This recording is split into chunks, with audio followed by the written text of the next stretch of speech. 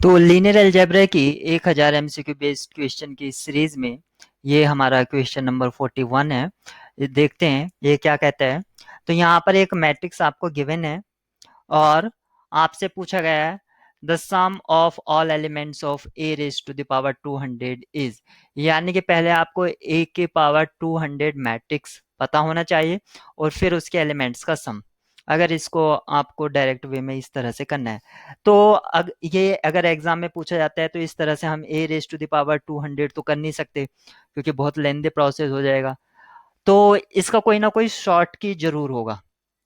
तो इसको करने का अगर आप फोकस करें तो यहाँ पर इसका रो सम देखिए, 2 - 2 ये कैंसिल हो गया, 1, 5 - 5 ये कैंसिल हो गया, 1, इन सबको प्लस करेंगे तो 1 3 4 और एक 5, 5/5 1।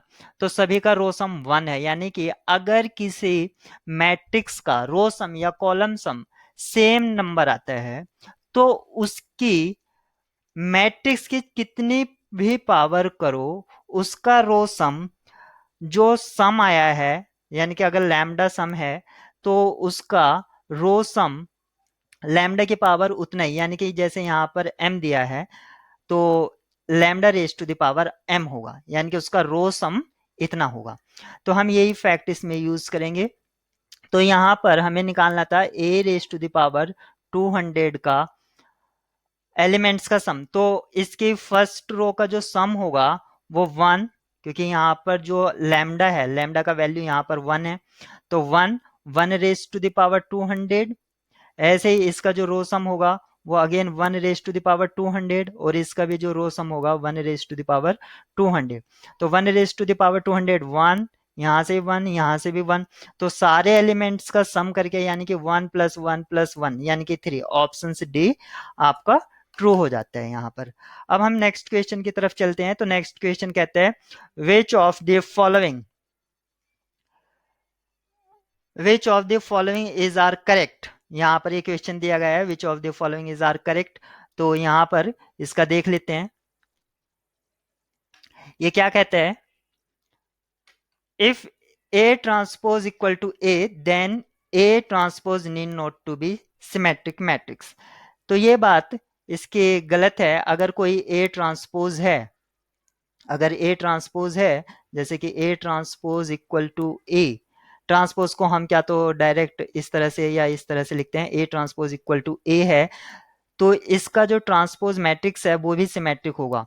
तो अगर हमें दिखाना है कि ए ट्रांसपोज सिमेट्रिक होगा या नहीं होगा, तो उसका ट्रांसपोज करने पर हमें वही मैट्रिक्स मिलना चाहिए, यानी कि ए ट्रांसपोज मिलना चाहिए। तो देखते हैं इसका ट्रांसपोज करने पर, ए ट्रांसपोज का ट्रांसपोज किया तो यहां से ए मिला और ए इक्वल है हमारे पास ए ट्रांसपोज के।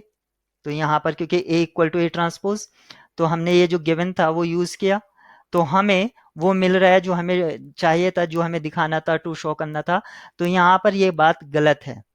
तो need not to be symmetric, जबकि ये है सिमेट्रिक होता ही होता है, तो ये बात गलत है।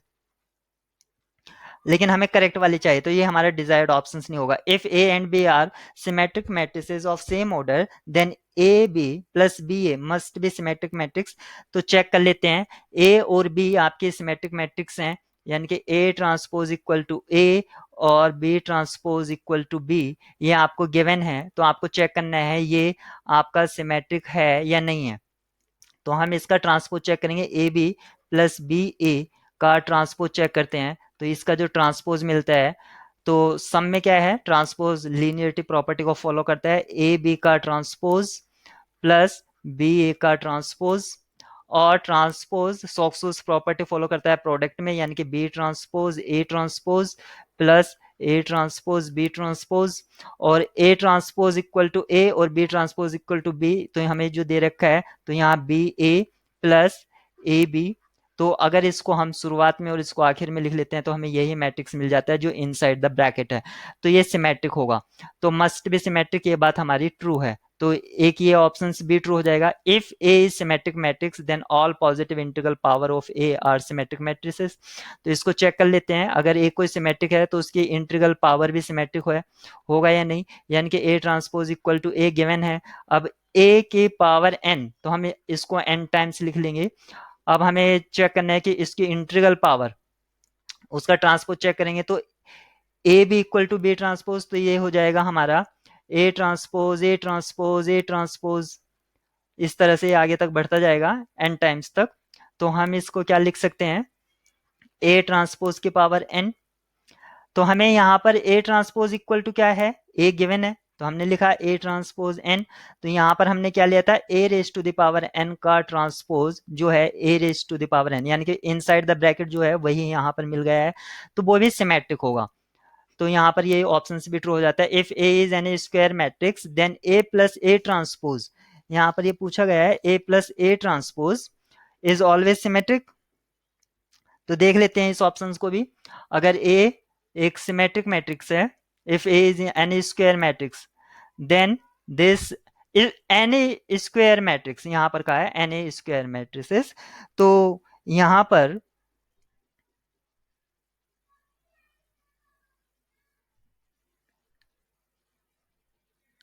मैं एक बार क्वेश्चन चेक कर लेता हूँ कि एन स्क्वायर मैट्रिसेस है या ए सिमेट्रिक मैट्रिक्स है। तो ये क्वेश्चन 42 है। तो 42 में if A is an square then this is always symmetric, तो ये जरूरी नहीं है, ऐसा जरूरी नहीं है, क्योंकि जब हम इसका ट्रांसपोज देखते हैं कि जरूरी है या नहीं है, देख लेते हैं एक बार। ए प्लस ए ट्रांसपोज का ट्रांसपोज करिए तो क्या मिलेगा, ए ट्रांसपोज, यहां से आपको ए ट्रांसपोज प्लस ए, तो जो विद इन ब्रैकेट है वही मिल जाता है। अगर ए कोई स्क्वायर मैट्रिक्स है तो ए प्लस ए ट्रांसपोज सिमेट्रिक होगा, ये भी ट्रू है। तो बी सी डी इसके चारों ऑप्शंस ट्रू होंगे, तो आपका यहाँ पर ये ट्रू होगा, ये भी ट्रू है।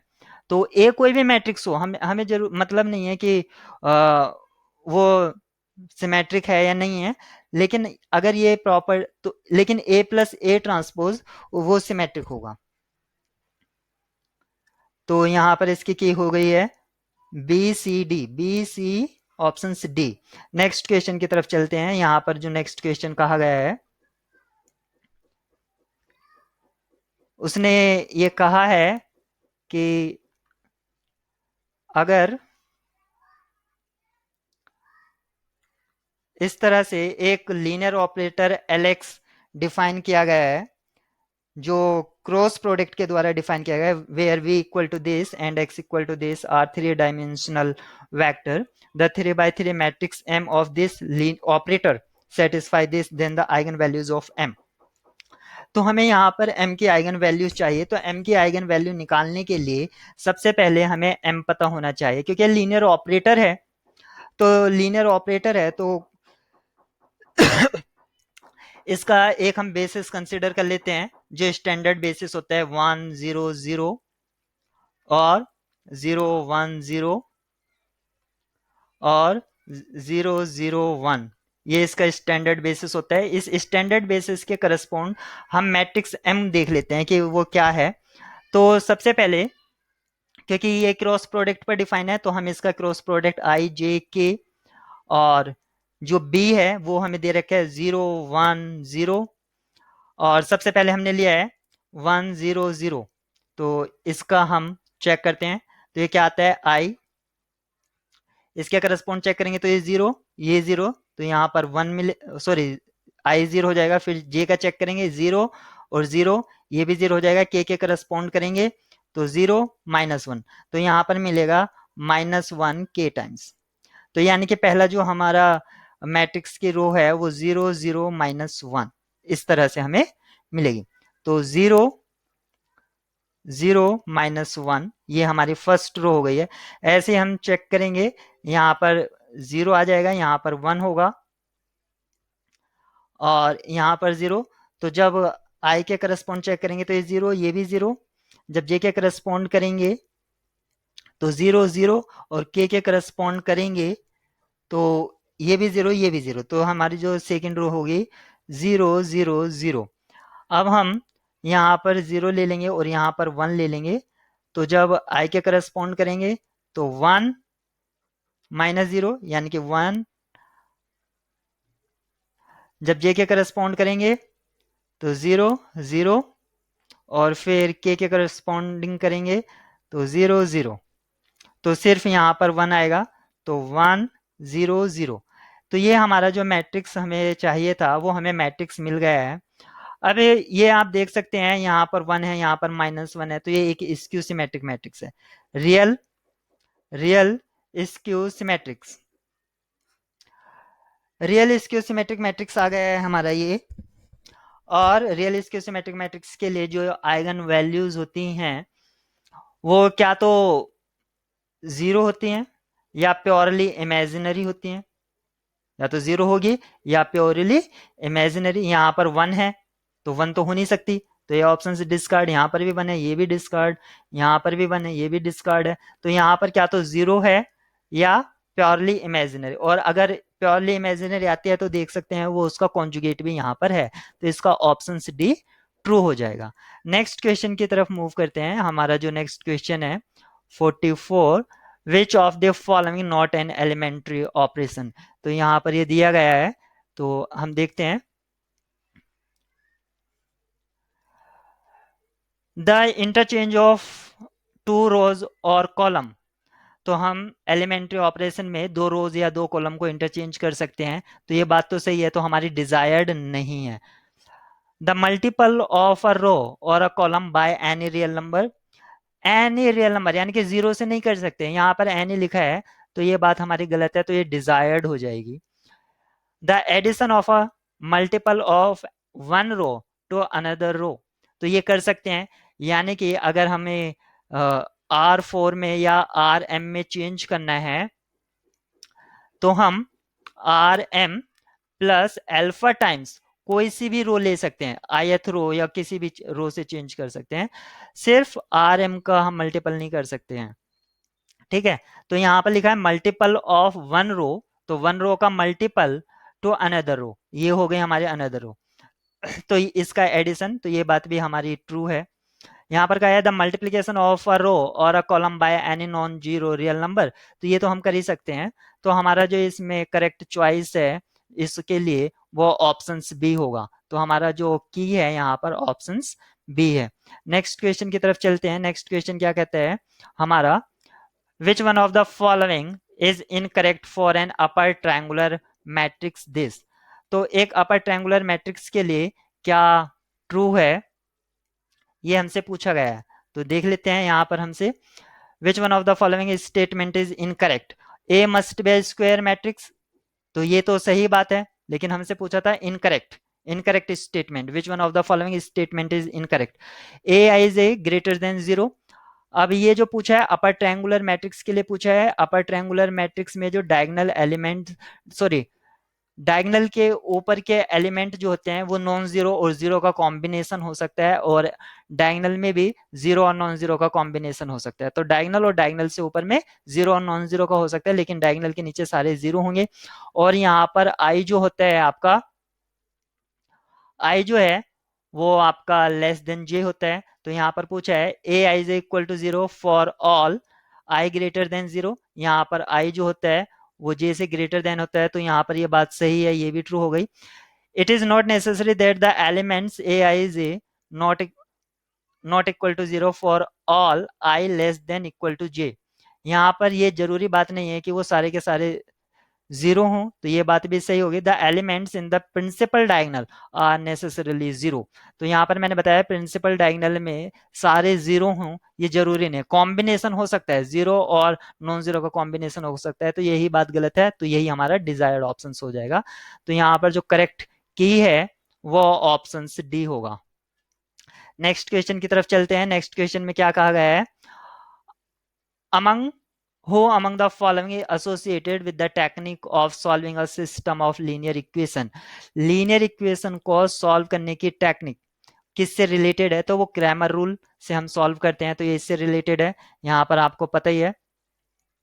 Next, who is associated with matrix theory, matrix theory से कौन रिलेटेड है, कैले हैमिल्टन थ्योरम। ये कहती है कि कोई भी मैट्रिक्स अपने कैरेक्टरिस्टिक इक्वेशन को या कैरेक्टरिस्टिक पॉलिनोमियल को सेटिस्फाई करता है। तो यहाँ पर ये ऑप्शन सी ट्रू हो जाएगा। Which of the following is are correct, कौन सा करेक्ट है। तो यहाँ पर इसको देख लेते हैं।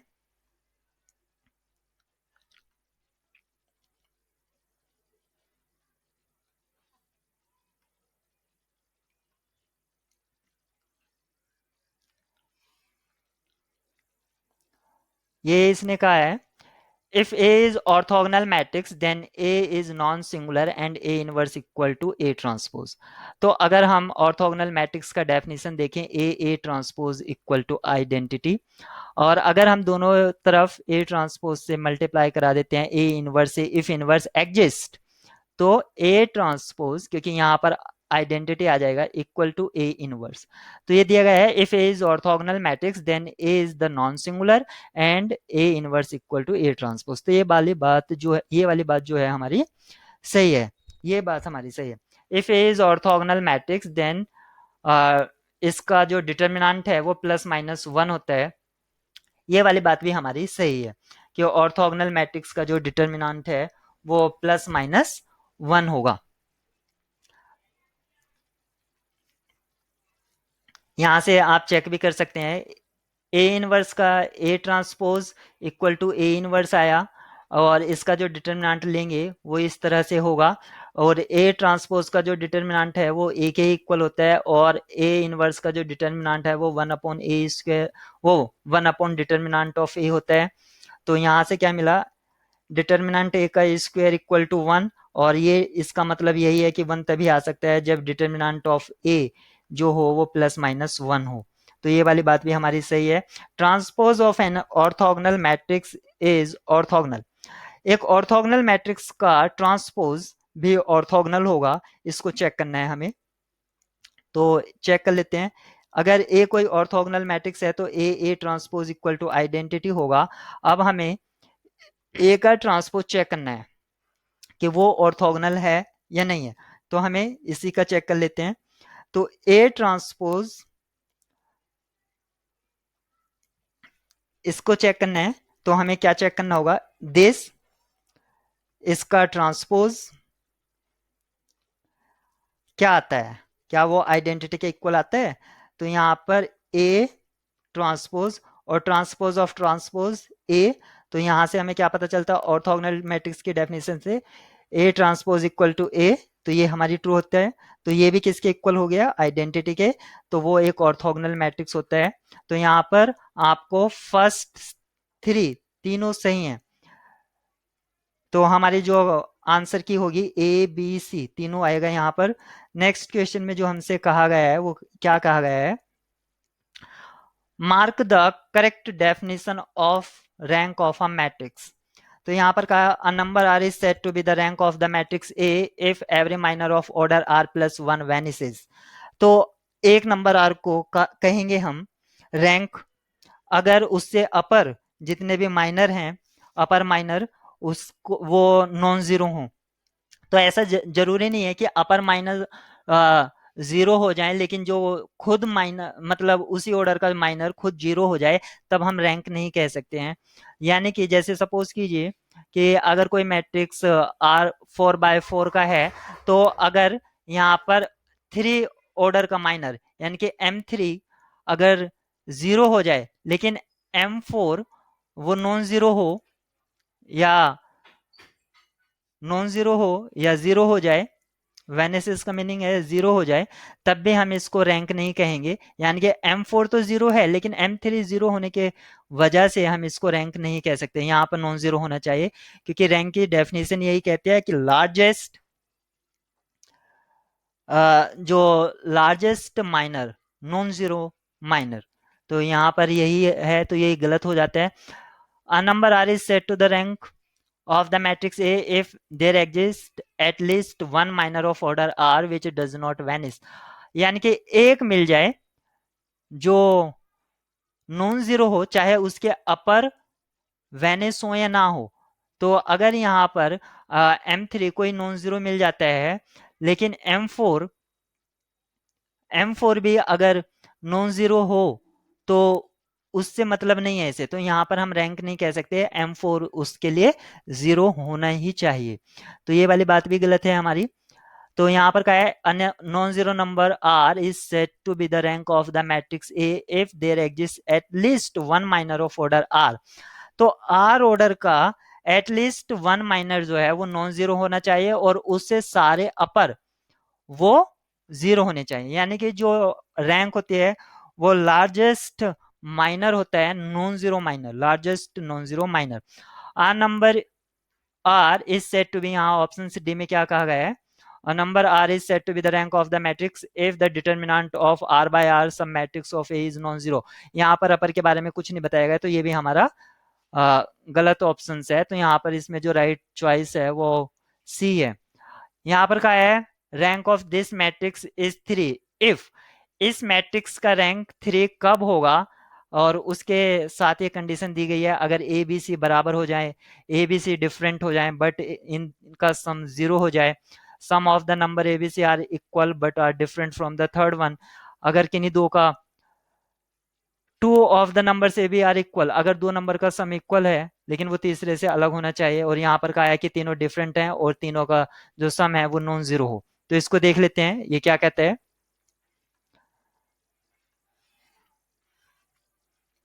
तो यहाँ पर इसकी रैंक थ्री दे रखी है, तो यानी कि इसका डिटर्मिनेंट नॉन जीरो है, ये इसने खुद बता दिया है। तो इसका डिटर्मिनेंट नॉन जीरो है, यानी कि one one one, A B C, A cube, B cube, C cube, इसका जो डिटर्मिनेंट है वो नॉन जीरो है। और डिटर्मिनेंट निकालने के लिए हम इसमें एलिमेंट्री रो, एलिमेंट्री ऑपरेशन से लगा देते हैं, तो रो लगाएं या कॉलम लगाएं, तो यहाँ से हम फर्स्ट कॉलम से सेकंड कॉलम माइनस कर देते हैं, तो यहाँ पर बनेगा आपका जीरो, ए माइनस बी, ए क्यूब माइनस बी क्यूब, ऐसे ही आर, वो सॉरी सी थ्री, यानी कि सी टू से सी थ्री माइनस कर देते हैं, इससे ये माइनस कर देते हैं, तो जीरो, बी माइनस सी, बी क्यूब माइनस सी क्यूब, और इसको ऐसे ही रहने देते हैं वन सी, सी क्यूब। अब यहाँ पर आप देख सकते हैं ये सब में a माइनस बी फैक्टर बन गया है, क्योंकि यहाँ इसको हम लिख सकते हैं a माइनस बी ए, और within second bracket A square plus B square plus B C. तो यहाँ से हम a माइनस बी आउटसाइड ले लेंगे, तो ऐसे यहाँ से b माइनस सी आउटसाइड ले लेंगे, तो हमारा जो इनसाइड ब्रैकेट बनेगा वो जीरो वन, और यहाँ पर बनेगा A square plus B square plus B C, ऐसे यहाँ पर बनेगा zero one, B square plus C square plus B C, और यहाँ पर वन सी, सी क्यू। ये हमारा इस तरह से डिटर्मिनेंट बना। अब हम फिर से क्या करेंगे, इसको एक्सपेंड कर देंगे इस डिटर्मिनेंट को, तो ये तो आउटसाइड में a माइनस बी और b माइनस सी, और फर्स्ट रो के करस्पॉन्डिंग हम इसको एक्सपेंड कर रहे हैं, तो यहाँ पर वन, तो इसको इससे मल्टीप्लाई, इसको इससे मल्टीप्लाई, यानी कि B square plus C square plus B C, और minus A square minus B square minus B C. तो यहाँ पर आप देख सकते हैं कोई सा कैंसिल आउट हो रहा है, ये कैंसिल आउट हो रहा है, तो ए माइनस बी और बी माइनस सी ये चल रहा है, और ब्रैकेट में आपका है C square plus B C minus A square minus B C. तो यहाँ से आप देखेंगे स्क्वेयर स्क्वेयर वाली टर्म अगर ले लेते हैं तो सी माइनस ए और सी प्लस ए हो जाएगा, और अगर मैं यहाँ से सी,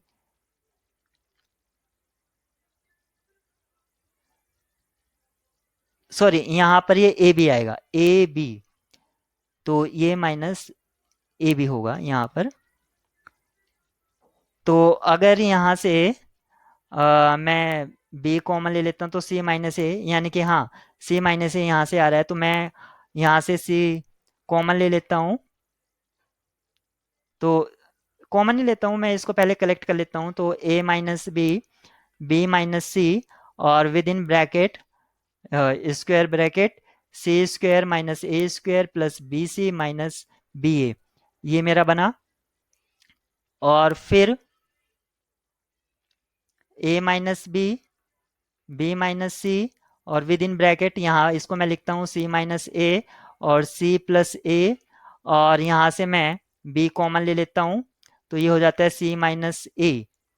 अब इन दो में C माइनस ए कॉमन है, तो वो आउटसाइड ले लेता हूँ, तो A minus B, B minus C, और C माइनस ए। तो विद इन ब्रैकेट बचा C plus A plus B. अब क्योंकि इसका जो डिटर्मिनेंट है वो नॉन जीरो है, और नॉन जीरो तभी हो सकता है जब ये सारे के सारे नॉन जीरो हैं, ये सारे के सारे जो भी आपके फैक्टर हैं। तो a minus B non zero, तो a not equal to B, यहाँ से मिलता है। ऐसे b minus C not equal to zero, तो b not equal to C, ऐसे c not equal to a हो जाएगा। तो यहाँ से मिलेगा कि a not equal to B not equal to C, यानी कि ऑल डिफरेंट। और यहाँ से मिलता है this factor not equal to zero. तो यहाँ पर आपको जो ऑप्शन से डी गिवन है, a plus B plus C not equal to zero और ऑल आर डिफरेंट, तो यहाँ पर ऑप्शन से डी ट्रू होगा, बाकी ऑल केसेस रॉन्ग हो जाएंगे। नेक्स्ट क्वेश्चन की तरफ चलते हैं हम। Which of the following is are correct, कौन सा करेक्ट है? In a skew Hermitian matrix, the element of the principal diagonal must be purely imaginary. तो यहाँ पर कहा है कि एक स्क्यू हर्मिशियन मैट्रिक्स के लिए जो प्रिंसिपल डायगोनल के एलिमेंट हैं वो प्योरली इमेजिनरी होने चाहिए। तो देख लेते हैं भैया क्या कहता है वो। तो एक स्क्यू हर्मिशियन मैट्रिक्स लेना है, तो उसका डायगोनल एलिमेंट्स, और स्क्यू हर्मिशियन मैट्रिक्स के लिए ए आई जे जो होना चाहिए वो माइनस के ए जे आई उसका बार होना चाहिए, कॉन्जुगेट ट्रांसपोज होता है। तो अब प्रिंसिपल डायगोनल की बात कर रहे हैं, तो यहाँ पर जे जो है वो आई के इक्वल होगा, यानी कि A I I equal to minus A I I. दोनों को एक साइड कर लेते हैं, A I I plus A I I conjugate equal to zero. और ये हमने पढ़ा ही है कि Z plus Z bar equal to zero. तो यहाँ से क्या मतलब होता है? यहाँ से मतलब होता है कि z क्या तो खुद जीरो हो सकता है या प्योरली इमेजिनरी हो सकता है। तो स्क्यू हर्मिशियन में मैट्रिक्स के लिए मस्ट बी प्योरली इमेजिनरी, ये बात गलत है, वहां पर जीरो भी हो सकता है, क्योंकि जीरो का कॉन्जुगेट जीरो होता है, यानी कि zero plus zero bar equal to zero, ये इसको सेटिस्फाई करता है। If A is Hermitian matrix then I A is skew Hermitian, यानी कि ये डायरेक्ट रिजल्ट भी याद रखेंगे। अगर कोई हर्मिशियन मैट्रिक्स है और हमें उसको स्क्यू हर्मिशियन में कन्वर्ट करना है, तो सिर्फ उसको आयोटा से मल्टीप्लाई करा दीजिए, वो आपका स्क्यू हर्मिशियन में कन्वर्ट हो जाएगा। यहाँ पर आप उसको देख भी सकते हैं। तो अगर आपको कोई एक स्क्यू हर्मिशियन, तो यहाँ पर हमने जीरो जीरो ले लिया, और यहाँ पर हमने अगर आयोटा लिया है, तो यहाँ पर आयोटा बार यानी कि माइनस इसका कॉन्जुगेट लेंगे, तो ये माइनस आयोटा हो जाएगा। तो यहाँ पर होगा ये एक हमारा हर्मिशियन मैट्रिक्स है, और इसको अगर आइडेंटिटी से मल्टीप्लाई करा देता हूँ, तो यहाँ पर जीरो ही रहेगा डायगोनल में, तो लेकिन इसको मल्टीप्लाई कराऊंगा तो यहाँ पर ये हो जाएगा आयोटा स्क्वायर, यानी कि माइनस वन, यहाँ पर आयोटा स्क्वायर माइनस वन, ये प्लस वन। तो आप देखेंगे यहाँ पर ये एक स्क्यू हर्मिशियन मैट्रिक्स में कन्वर्ट हो गया है। तो यहाँ पर ये जीरो है और ये इसका नेगेटिव है। एक्चुअली ये रियल में कन्वर्ट हो गया है, उससे कोई मतलब नहीं है हमारा, रियल हर्मिशियन मैट्रिक्स हो गया स्क्यू हर्मिशियन। तो ये बात हमारी सही है। If A is an square matrix then A minus A theta is skew Hermitian matrix. तो इसको चेक कर लेते हैं। अगर ए कोई स्क्वायर मैट्रिक्स है, तो A minus A theta is skew Hermitian, तो इसका हमें कॉन्जुगेट ट्रांसपोज चेक करना होगा। तो A theta minus A theta theta, तो यहाँ से a आया और यहाँ से a थीटा, अगर हम नेगेटिव आउटसाइड ले लें तो a माइनस ए थीटा, तो जो इनसाइड द ब्रैकेट है वही हमें यहाँ पर मिल रहा है, लेकिन नेगेटिव के साथ कॉन्जुगेट ट्रांसपोज करने पर, तो यहाँ पर ये स्क्यू हर्मिशियन होगा। ये बात इसने सही कहा है, ऑल आर ट्रू। तो ये बात गलत है। तो यहाँ पर जो इसकी की है वो बी और सी है, तो यहाँ पर बी और सी ऑप्शंस ट्रू होंगे। नेक्स्ट क्वेश्चन की तरफ चलते हैं।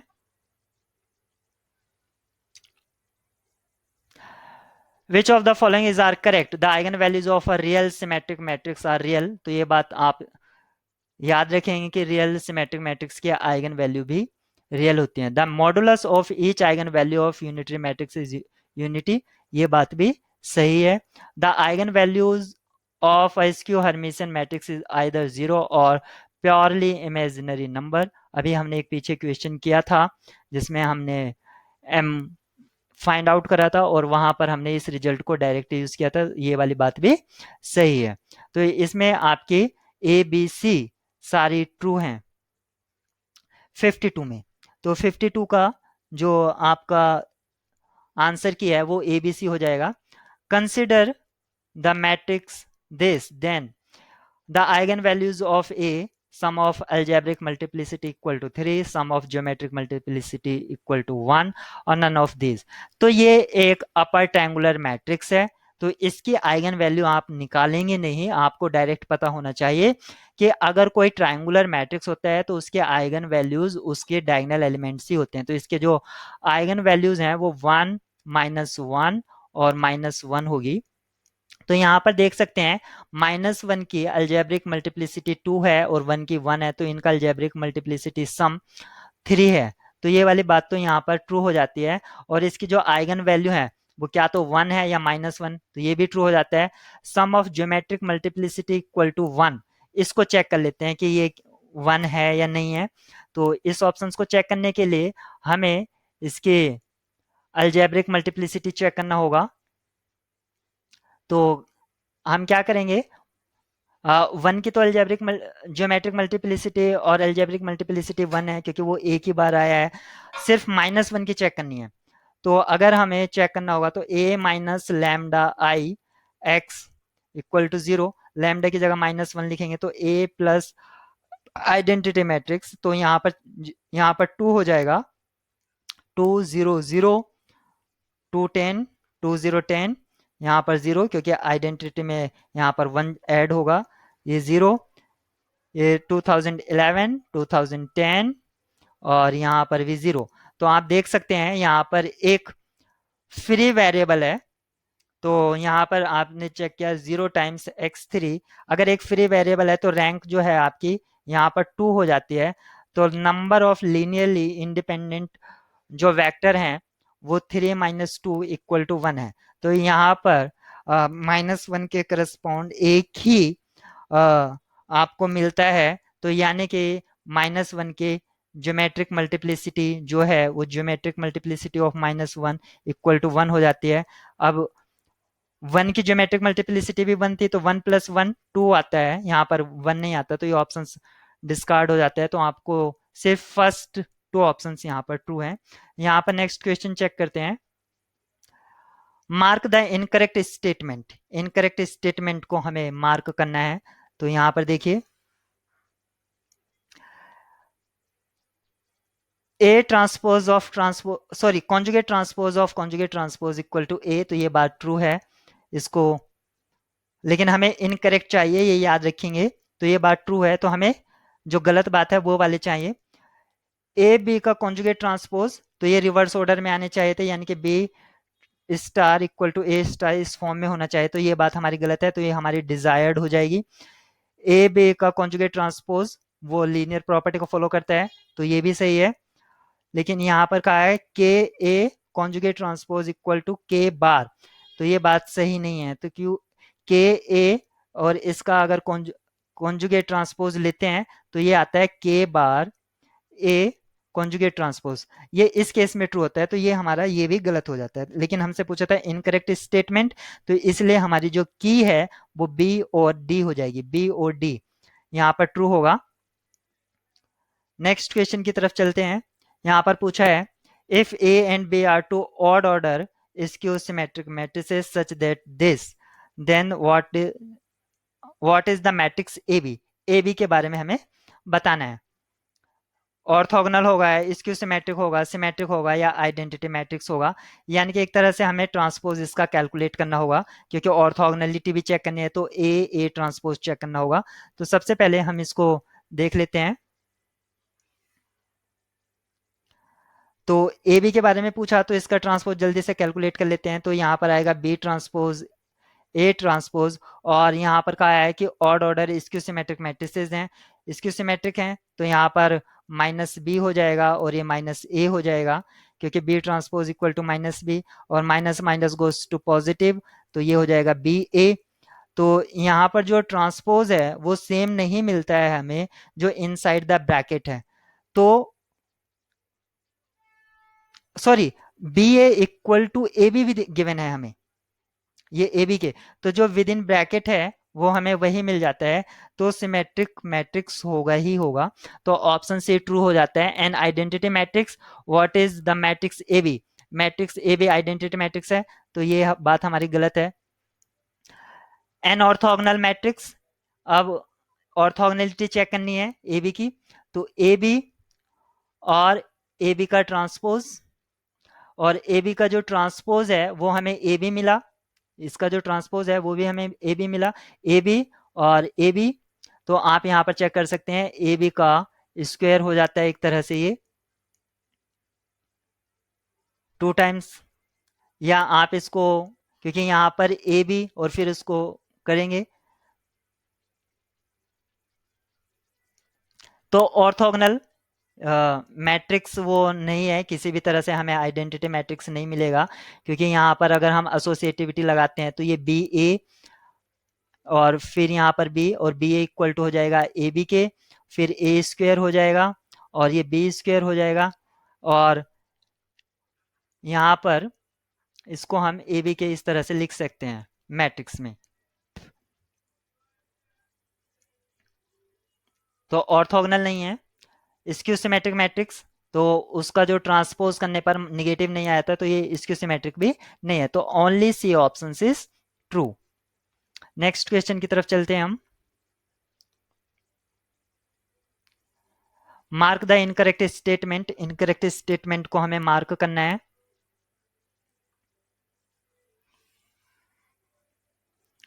The diagonal elements of a skew symmetric matrix are all non zero, तो नॉन जीरो नहीं हो सकते, वहां पर हम क्या तो जीरो लेते हैं या प्योरली इमेजिनरी नंबर लेते हैं, तो इनकरेक्ट स्टेटमेंट ये हो गई, तो ये हमारी सही हो गई। Every square matrix can be uniquely expressed as the sum of symmetric and skew symmetric, तो सिमेट्रिक और स्क्यू सिमेट्रिक में हम इसको एक्सप्रेस कर सकते हैं, तो ये हमारी बात सही है, तो ये हमारे लिए गलत हो जाएगा।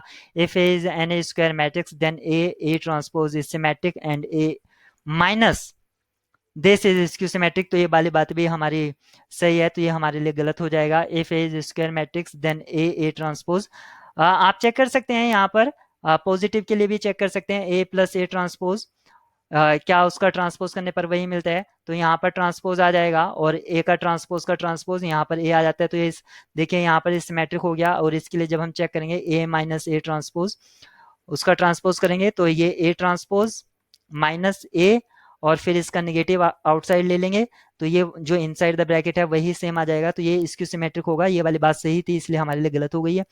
अब यहाँ पर कहा है कि ए ट्रांसपोज, तो ए ट्रांसपोज उसका ट्रांसपोज चेक करेंगे तो यहाँ पर रिवर्स ऑर्डर में जाएगा, तो ये A transpose of transpose A आ जाएगा, और ये ए ट्रांसपोज तो जो इनसाइड द ब्रैकेट है वही मिला। फिर इसका ट्रांसपोज चेक करेंगे तो फर्स्ट ये ए ट्रांसपोज हो जाएगा, और इसका ट्रांसपोज करेंगे तो ए ट्रांसपोज ट्रांसपोज ए, तो जो इनसाइड ब्रैकेट है वही ये आ गया, तो ये भी बहुत सिमेट्रिक, तो ये वाली बात भी सही है हमारी, तो ये हमारे लिए गलत हो गई, तो only first option is true. Next की तरफ मूव करते हैं। The diagonal elements of a skew Hermitian matrix are, skew Hermitian matrix के जो डायगोनल एलिमेंट्स होते हैं वो क्या तो जीरो होते हैं या प्योरली इमेजिनरी, तो ऑल प्योरली इमेजिनरी नंबर और zero, some non zero real and some imaginary, ये वाली बात गलत है, तो नन ऑफ दिस, तो प्योरली इमेजिनरी नंबर और जीरो, तो सारे के सारे क्या तो वो प्योरली इमेजिनरी हो सकते हैं या उनका कॉम्बिनेशन हो सकता है। प्योरली इमेजिन, यहाँ पर ऑल लिखना सही नहीं है, प्योरली यहाँ पर एक्चुअली किस तरह से इसे होना चाहिए, कॉम्बिनेशन ऑफ प्योरली इमेजिनरी और जीरो, प्योरली इमेजिनरी और जीरो का कॉम्बिनेशन हो सकता है क्या तो, ठीक है, तो ये ऑप्शन यहाँ पर ट्रू होगा। All non zero reals, non zero इसमें नहीं आ सकते, ये गलत हो जाएगा। To convert a Hermitian matrix into skew Hermitian matrix, the Hermitian matrix must be multiply identity. एक ऊपर क्वेश्चन भी आया था, तो इसका हम डायरेक्ट टिक कर सकते हैं।